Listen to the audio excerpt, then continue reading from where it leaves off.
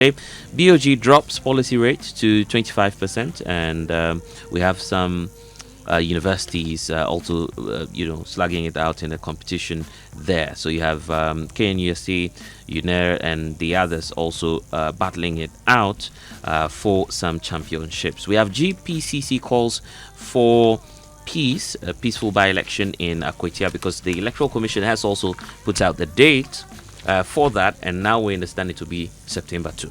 So we wait to see what the outcome will be. If you go to... See, this one says, hey, your wife is listening. This graduation issues, it is the mothers who... Exactly. Hey, they like it. And you cannot argue with your wife and win.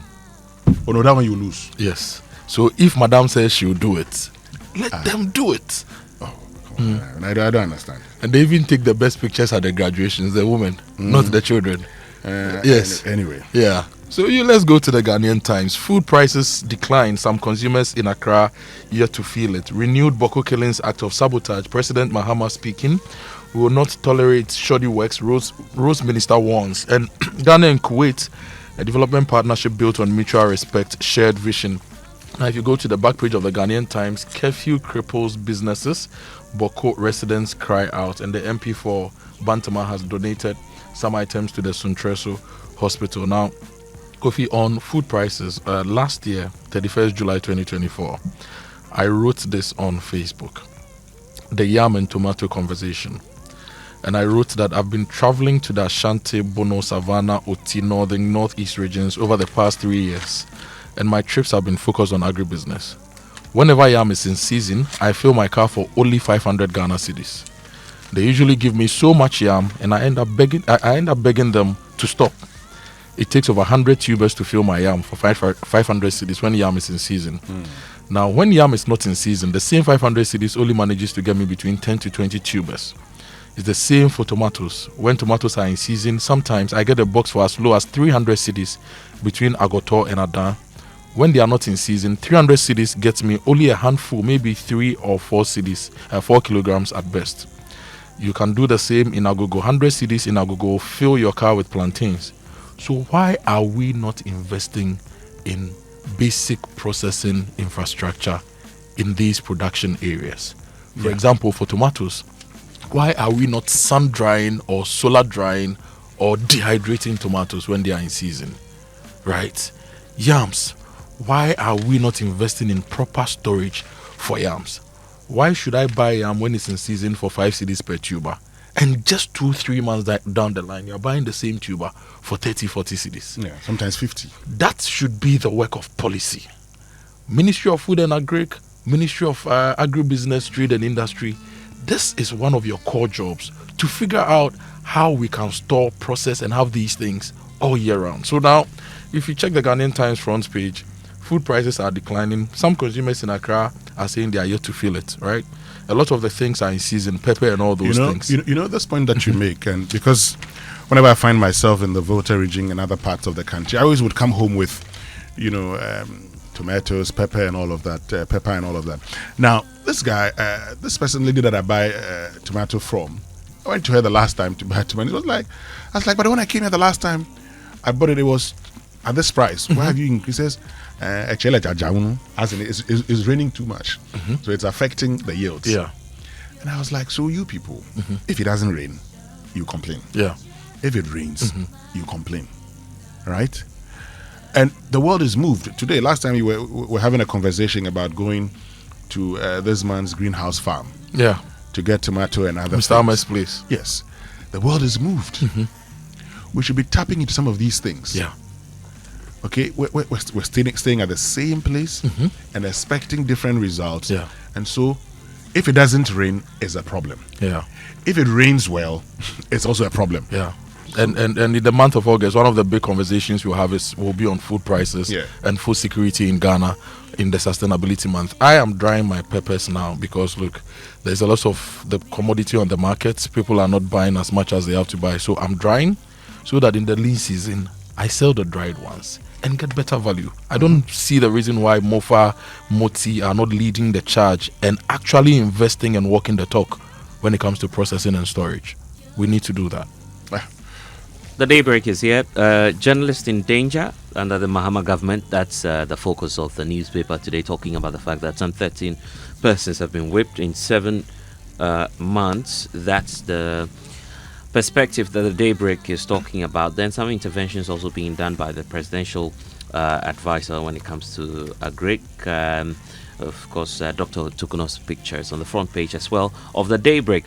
The Ghana Armed Forces is also probing the soldiers' misconduct in the demolition operation that happened. Of course, unfortunately, we have one of our colleagues, Carlos Caloni, being a victim of that. And we understand that later in the day, the Ghana Journalists Association will be updating the press on these concerns. So some of the papers there, as we have it, probably I should just chip in the National Enquirer before we do some more. This one talks about LPG regulations, because there's a warning from NPA asking that the public be cautious about placing stones on LPG regulators. And if you watch that carefully, of course, in some of these public spaces where people are cooking, selling, they sometimes use these faulty regulators. So you'd have to check that. That's a caution coming through from the National Petroleum Authority as well. So the finance minister's story is also here. Finance minister slams NPP over $7 billion energy expenditure. No fee stress, over 97,000 students reimbursed. Comes with a picture of the government communications minister. And light fishing to be banned. That's one that we should be expecting from the Ministry of Fisheries and Aquaculture. If you go to the new finder, CD up 40.7% against the dollar in 7 months, and Ghana street surplus surges to $5.57 billion in first half of 2025, and public debt drops by 156 billion Ghana cedis. That is the new finder. Okay, before we get into the online news review brought to us by Zenith Bank in your best interest. Now, Leila Pinto sent this one. Winston, let the children graduate. It's an exciting time for the children and parents. I agree with it. her. It instills the spirit of academic excellence in the kids from that young age. Okay, they can graduate. But how, I mean, the renting of, gowns. Gown seeker, ento blocks, ento cement. How much do we rent the gowns for? I don't know. You probably should check. Let's give the children something to be excited about, and memories. Yeah, but they can have all those memories without necessarily, having to pay so much. Now our day has changed. Previously, the our day song was our day dinari. This time, our day shana chili. Let the kids have a good time. Kofi, let's go online for the online news review. And Winston, the lands minister is on my jaw online. That's the lead story. Remember the Rockshaw story. Lands Ministry is denying cancellation of the $1.2 billion bauxite deal awarded to Rockshaw. Is on my jaw online. That story came earlier this week that deal had been cancelled, but he says no. Now, if you check on my jaw online, banking principles were ignored. Professor Lord Mensah on the handling of the Unibank collapse. Now, he's also saying that you recover before you collapse. He's blasting the banking cleanup decisions and how we got to where we are now. Now, soldiers force McDan CEO, others to kneel at gunpoint. That's the CEO of the facility that was demolished yesterday. That's our reporter recounting the incidents that happened yesterday. And the government has ordered investigations into the assault and is condemning the attack. Now, there's also a video. Was there any 5.7 billion Ghana cedi debt owed by Dr. Dufour and Unibank? This video is Evans Mensah's analysis. If you want to understand the whole 5.7 billion debt issue, you want to watch that video on my jaw online. And on the demolition, Ghana Airport Company Limited reclaims airport lands from McDan Group after court ruling. So the story is that the lands were for the Ghana Airport Company. There was an arrangement. McDan took over. They went to court, and the court ruled that the Ghana Airport could reclaim their land. So that's why the demolition is happening. So, yesterday when we spoke to the CEO of McDan, he said there was no court ruling. I mean, we need to find out more about that. Okay. Now, the audit service says they've not apologized for 138.9 billion Ghana cedi public debt overstatement. So that's also on My Joy Online. Now, let's go to citynewsroom.com. Government releases $1 million to resolve scholarship crisis at University of Memphis. So the gentleman we spoke to, who nearly wept on radio, now should have some hope that his fees will be paid and the school will not sack him, and the states will also not deport him back to Ghana. Now, economist questions timing of BOG's aggressive rate cut despite easing inflation. The policy rate has been slashed, right? Yes. And we are waiting for also to reflect on the market. And so prices set to drop further as BOG slashes policy rates. That's also on City Newsroom. And Ghana School of Law won't be abolished. This is Berimaya Opon speaking.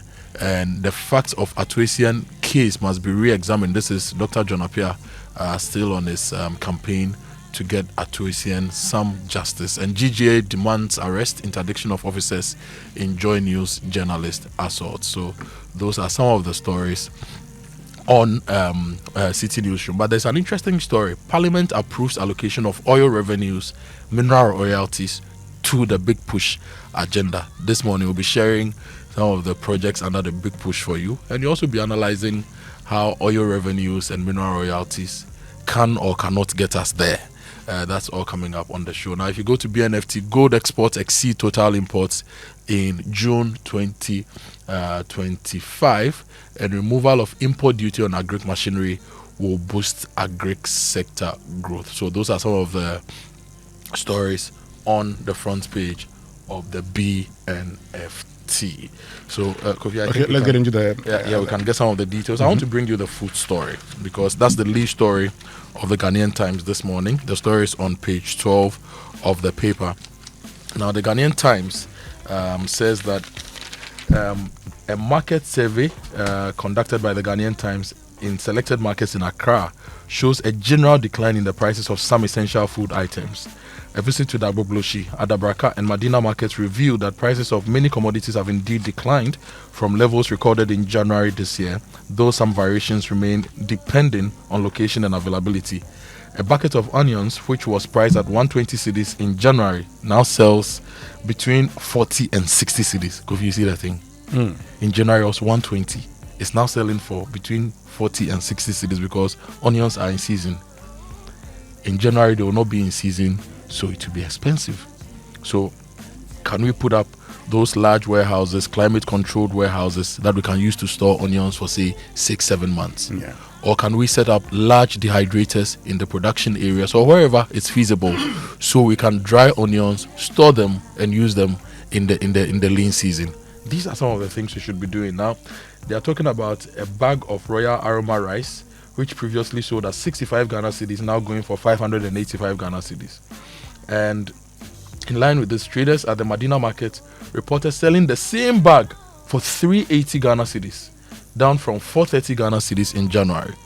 So rice prices are also dropping. 25 liters of cooking oil has seen a significant decline from 980 Ghana cedis in January to 640 Ghana cedis, according to the Finance Ministry. Now, traders at Medina market reported selling even at a lower price of 510 Ghana cedis, down from 770 cedis earlier in the year. If you go to Agbobloshi, the Ghanaian Times, the market woman told the Ghanaian Times that the price of an olonka of sugar ranged from 38 Ghana cedis and 40 cedis, a drop of about 10 cedis from the prevailing prices. But we should stop using olonka as a standard of measurement. We should now be doing kilos, liters, whatever, not the olonkas. Now, konkonte, a sack of konkonte, which previously sold at 1,200 Ghana cedis in January, is now selling for 950 Ghana cedis. I was expecting konkonte prices to drop because we are harvesting cassava, but the price has not been that sharp. And a sack of maize, which cost 1,600 cedis, is now being sold between 1,000 cedis and 1,200 cedis. So that's basically what the Ghanaian Times gathered when they visited the markets to see food prices. Yeah. Interesting. Yeah, what do you have, Blessed? Oh, there's the concern about peace in the upcoming rerun. Not a rerun, it's a by-election actually in the Akotia constituency. The indication obviously is that that election will be happening on the 2nd of September. The concern now from the Ghana Pentecostal and Charismatic Council, being re-echoed by the Apostle Eric Nyamiche, chairperson of the Church of Pentecost, is that, quote, the concern of the GPCC is that based on the recent violence that erupted during the Ablikuma North rerun in 19 polling stations, they are calling for peace and asking that the next election we'll see should be peaceful.